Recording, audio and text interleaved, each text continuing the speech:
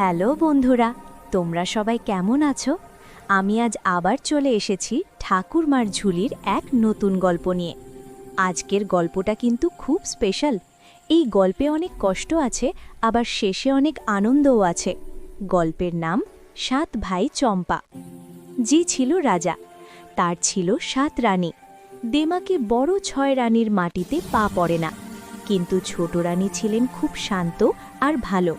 রাজা ছোট রানীকেই বেশি ভালোবাসতেন, তাই দেখে ৬ রানীর খুব হিংসে হতো।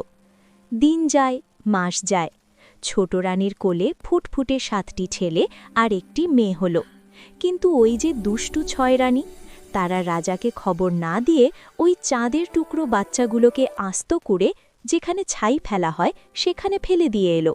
আর রাজাকে বলল ছোট রানীর নাকি ৭টি ব্যাঙ আর একটি ইঁদুর হয়েছে। রাজা রেগে গিয়ে ছোট রানীকে রাজপ্রাসাদ থেকে বের করে দিলেন। বেচারা ছোট রানী মনের দুঃখে দিন কাটাতে লাগলেন।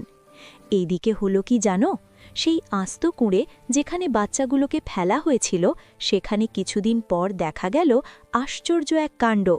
সেখানে ফুটেছে ৭টি সুন্দর চাঁপা ফুল আর একটি ছোট্ট পারুল ফুল।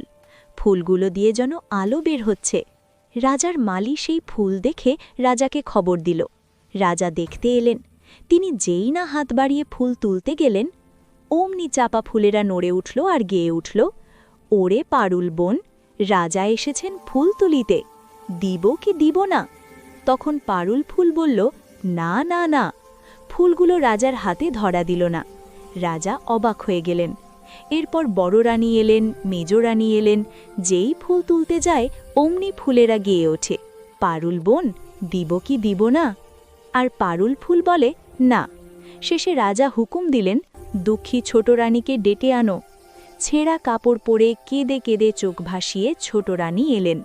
তিনি কাঁপতে কাঁপতে যেই না ফুলের দিকে হাত বাড়ালেন, অমনি সব ফুল একসাথে গেয়ে উঠল, ৭ ভাই চম্পা জাগরে, পারুল বোন ডাকে রে।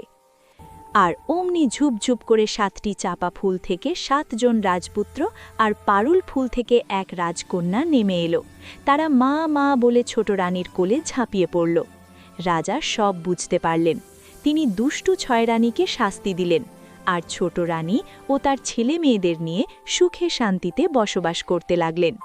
কেমন লাগলো আজকের এই জাদুকরি গল্পটা? আমার তো এই গল্পটা যতবার শুনি ততবার চোখে জল চলে আসে। তোমাদের ভালো লাগলে ভিডিওতে একটা লাইক দিও। পরের দিন আবার দেখা হবে নতুন গল্প নিয়ে। টাটা।